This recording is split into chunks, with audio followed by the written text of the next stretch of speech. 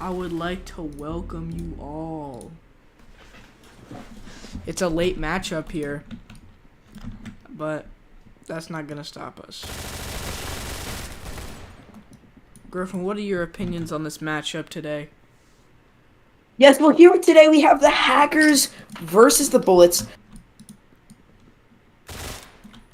It's going to be a very interesting match. Now, the Bullets are looking like a strong team this year, but the Hackers are looking like the strongest. So this is going to be a nice game.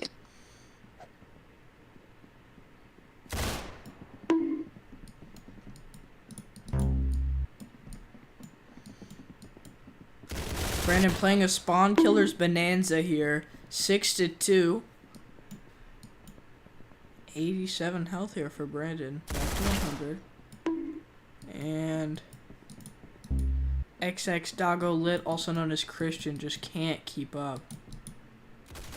And in a bit of an unexpected position here, this could be it? No.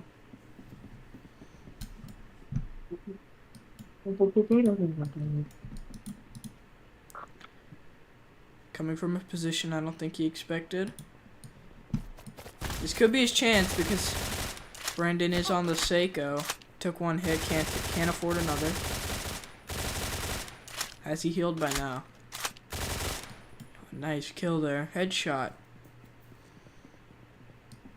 XX Doggo Lit in a prime position to get back on track. Bad news. And Griffin? Yes? What are your opinions on this matchup? Well, besides Like, that, about now. Like, what's your opinions about now? oh, well, considering the fact that I'm a little bit slow to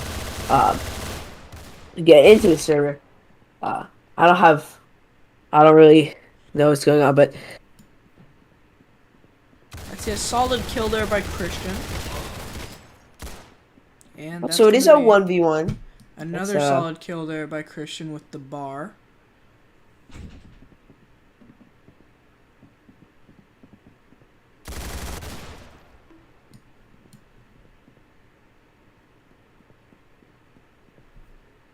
So, Brandon is obviously, as we know from his previous experience, possibly the best Arsenal player in the entire league, and we can see that here with him taking an early lead, which is not what you want to see if you are the Bullets here.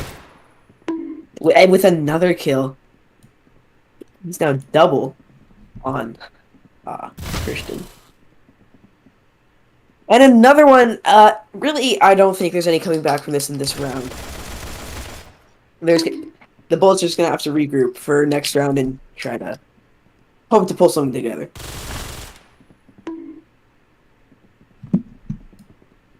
What do you think on that?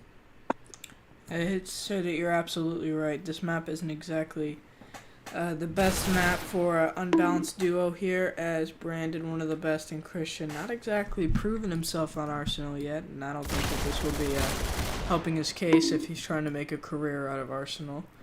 But I wouldn't recommend he does that. down 17 to Considering this 6. going. Now 18 to 6, triple Christian score. Christian was rooting a comeback there when he went 6-9 against Brandon, but Brandon just has been on a roll. Bit and never looked back. Not even close. Now he's on a rampage. I wonder what's next after Rampage. Oh, he got revenge. The one that we'll probably never see. Oh, man, then he died.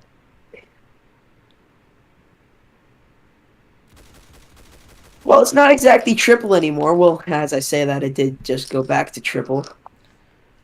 21-7. I'd be surprised if Christian even makes it to 10 by the time this round ends. Let's pray. I think it's possible. And something that he'll probably be aiming for, but yeah, coming into this, I'm sure the Bullets knew that this was going to be a tough match, and obviously we're seeing that here.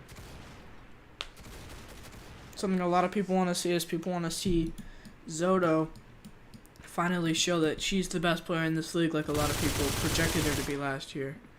But she most likely will not be playing and will be sitting out this game to regroup for week 2, which will be their first home game, which I have to say I'm excited for, especially with how promising this team looked. Well, I have to say they can't get demoralized by this.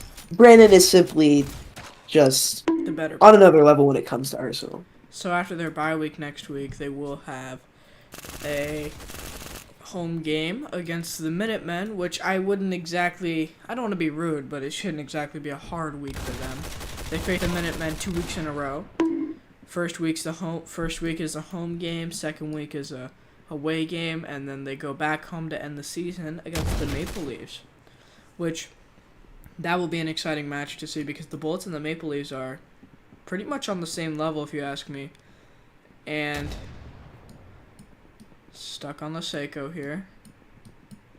See if he can pull some trick out of his sleeve. And I don't know. Nope.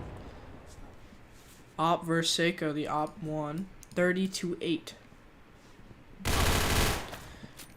Well, it's not really looking like.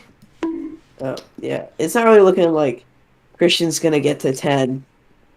Considering the fact that he's at 7. He has killed Brandon 9 times, I believe. But Brandon has killed him 31 times. Make that 32. Incredible game there for Brandon. I'd say it just shows how much of a better player he is. We will be going to game 2 now. Yeah, well, just look at the level difference there. It was 300 or 206 to 30. So, honestly, admirable from Christian this first round.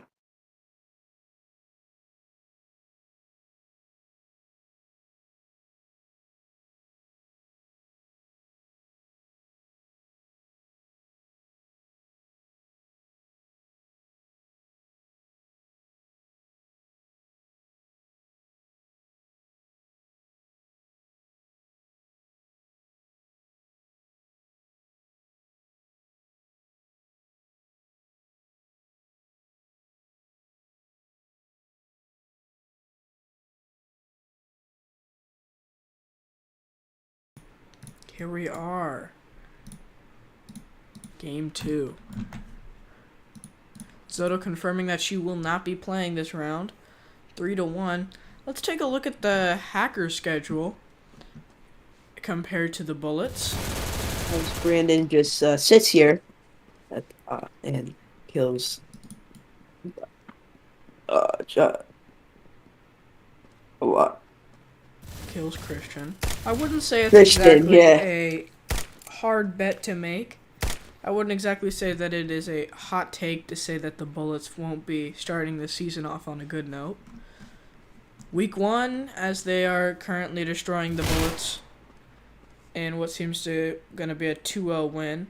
And then week 2 will definitely be easier, I'd have to say, as they face the Highlanders.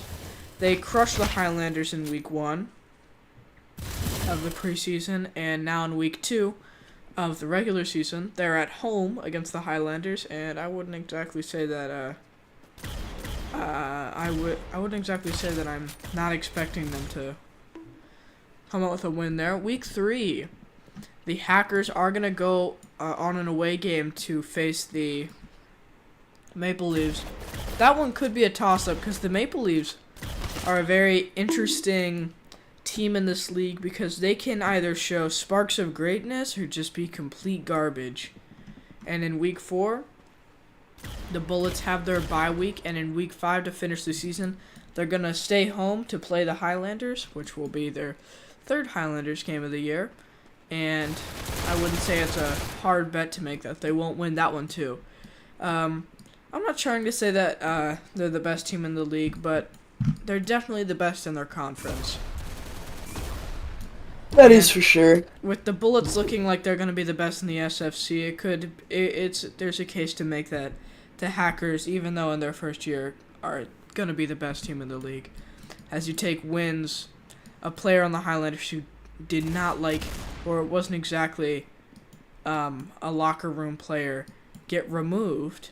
And now with Yosef, this is basically just taking the Highlanders' best players and just moving them onto another team. Yeah, If they that's get, exactly what I was gonna say. This team truly is what we saw as the Highlanders last year with the super team, and really just taking the starters and moving it to a different team. So it's not surprising to see them doing so well in their first week and in the preseason. It'll be interesting to see here if Toomber really deserved that MVP that he got last year, because it seems that Toomber all by himself may not be able to elevate the Highlanders to the way that he was last year. Well, I do still think he deserved it, considering the fact he's kind of what held the Highlanders together, you know. But Yeah, now that they've seemed to fallen apart, it isn't a hard uh, bet to say that Toomber will not be going back to back and the Highlanders won't be going back to back. It's interesting if you look here because other candidates for the award were Kanzaki, Chaotix, and Yosef. His teammate Yosef was the next best, and then well, the rankings were Toomber was number 1. You had Kanzaki at number 2, Yosef at number 3, and then Chaotix at number 4.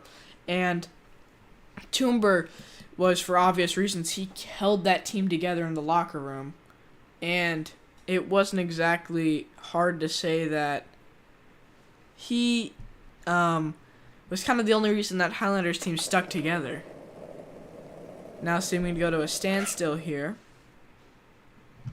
Are they going to a knife fight? well, it is 15-3, so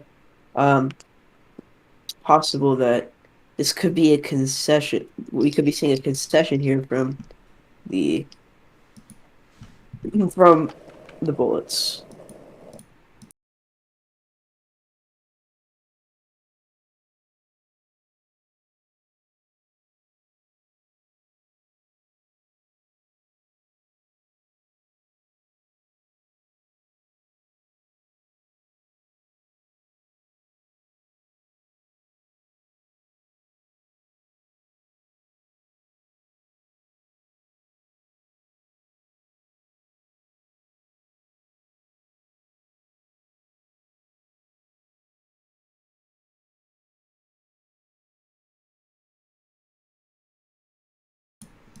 They were just having a truce there. As yikes. Brandon conceding the high ground to Christian and Christian already losing it. But back to the MVP, it was Toomber number 1 because he held that team together in the locker room. Kanzaki at number 2 because the Bullets would obviously have not made it like an inch closer in the slightest if they didn't have Kanzaki on that team. And we could have possibly seen a 2-2 Zakos versus a 2-2 Bullets, or you could argue maybe even 2 1-3 teams in the SFC. And I wouldn't say it would be that hard to say that the Zakos they would have gotten a better record if Kanzaki wasn't on that team. Then you have Yosef, who was a bit of a mid-season pickup, and he was a very nice pickup for the Highlanders as he crushed in CSGO and got them a victory there. And then he also acted as a pretty good asset for them as he was able to moralize the team, and he also just trained them better, in my opinion. Well, Yosef wasn't really a mid-season pickup, considering the fact he was picked up a couple days before the Week 1 matchup against the Maple Leafs. But I guess. And then you have Chaotix, who was a mid-season pickup, as he was picked up in, what was it, Week 2? Maybe Week 1? Maybe Week 3. I can't exactly remember, but it was a solid pickup there for the Maple Leafs as he was able to get the team on, which was something that the Zakos definitely didn't have, and he also played pretty well. That was the ballot for the MVP, and Toomber won it. Not exactly by a surprising margin. It was Toomber and then Kanzaki, but it wasn't necessarily that close.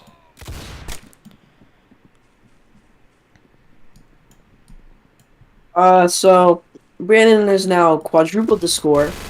of Christian, though Christian has taken the high ground, so hopefully we might be able to see him. Oh, and he drops down from it, and he gets right back up. Let's see So here we are. He's defending the high ground here, hopefully, and he does. Not a good look here for Christian, the ball, and really the bullets altogether. And goodness, got the first strike and even messed up there. It's gonna be interesting here to see how Condud tries to regroup this Highlander squad. They did get a forfeit victory in the first week, which I would say isn't exactly a good look for the Highlanders. They got absolutely blown out in the preseason, and all they have to show for the regular season is a forfeit victory. But you do have to say there's got to be something going on in Condit's head, because he's picked up Wet Chin. He traded Jason, promising talent, for Wet Chin, who still hasn't exactly gotten on. And that could have been one of the worst trades currently to date.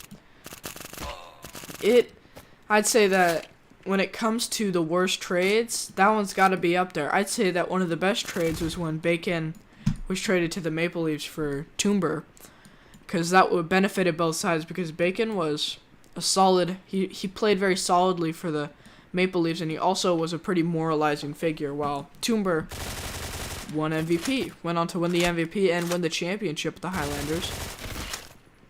So it'll be interesting to see how the former manager of the year, comes off not exactly a good start to the season. An argument is that a win is still a win, but is it really a win when it's a forfeit? You have to say the Maple Leafs could have possibly been very fraudulent, as they got crushed in the week they lost, got a forfeit victory, and then they crushed a backup for the Highlanders, and then possibly another forfeit victory. If I can remember exactly. Griff, what are your takes on that? Well, I certainly wouldn't call the Maple Leafs pretenders, because they did have a very nice late season rally to I have to say you're beat not the wrong. Highlanders and beat the Highlanders and the Bullets back to back in impressive victories. Though there are some things that might make that seem a little bit worse. Like the Highlanders it wasn't their full roster. It was just Dashy and Jason, but Jason was still a formidable foe that they were able to defeat. And then against the Bullets, Kanzaki was banned in the middle of the game. So, but even though he was, the Maple Leafs are still absolutely dominating that game before he got banned. So you'd say I it's a rough idea to say that they were pretenders? yeah. I have a question for you now. With the Minutemen starting out a bye week and then a forfeit loss, what do you think's going to happen there for the Minutemen? Do you think that's... Because obviously that's a horrible look for a young and promising new core, as they have rookie manager and owner, Happy Brother, and then they also have Jason, second-year talent, who also played pretty well. This will be his first, really his first actual year, because this will be his first year starting. So this will be to see if he can prove himself as a good player. I think this is a great move for Jason. Really, he, on the Highlanders team, though actually, considering the fact that the Highlanders team probably actually needs Jason, then really, I don't think it was a great trade, but for Jason, I think this is great, because now he's the star on his team, truly. But though the Minutemen still do not look very strong, considering the fact that they do have a rookie manager who has yet to prove himself. But currently, from what we've seen, it doesn't look great. Yeah, forfeit victory in your first ever game doesn't look well. Also, in the offseason, he had a bit of trouble negotiating trades. He did get a good trade there for J-Sam, but he probably could have gotten so much more with the pick he had. I'd imagine that J-Sam's an incredible player, but well, an incredible young talent that's yet to be used, but properly. But I wouldn't say that it's rough to say that. I wouldn't say that it's exactly a hard bet to say that he couldn't win. With a better pick, with a better player, to be exact. I'll be interested though to see how they play. And interesting mid-season, or sorry, mid-game resets after he's missing his shots. I'll be Well, interested. at least we did see Christian get to 10 here, so It'll be hopefully that's something they can rally around. yes. I'll be interested to see how these Minutemen play out, with Monkey perhaps a rookie playing. And finally, that's all, I guess. Fun game. Hope you guys enjoyed.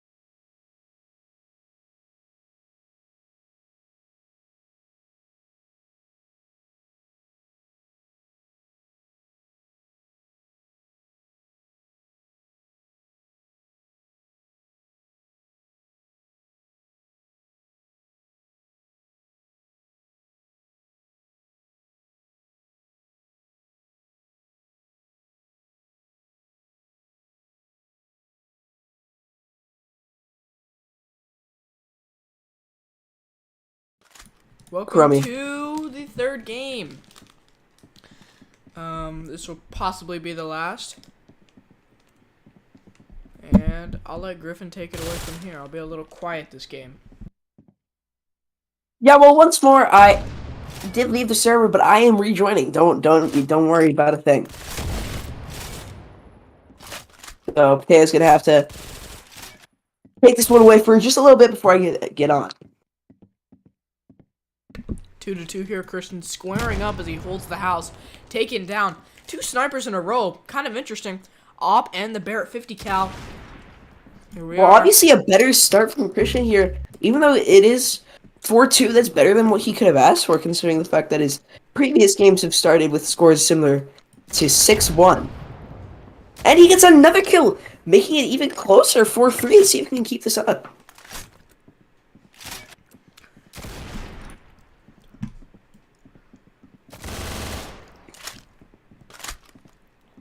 Now, we know this map has given trouble to many Arsenal experts. So let's see how Brandon can I will be putting hold an this on here as asterisk he... that.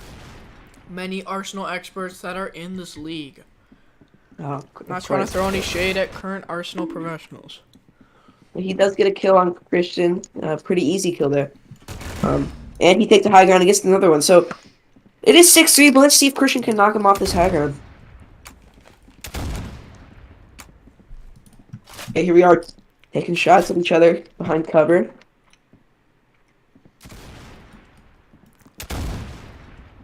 In this engagement here, And almost minute bull levels of play here as bobbing and weaving here for Brando, but now he's holding the corner like it's Rainbow Six Siege.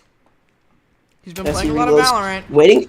Waiting for Christian to peek there, but he doesn't get the kill. Oh, I really An thought that. interesting Going in for engagement the- here. I don't even know what's going on anymore.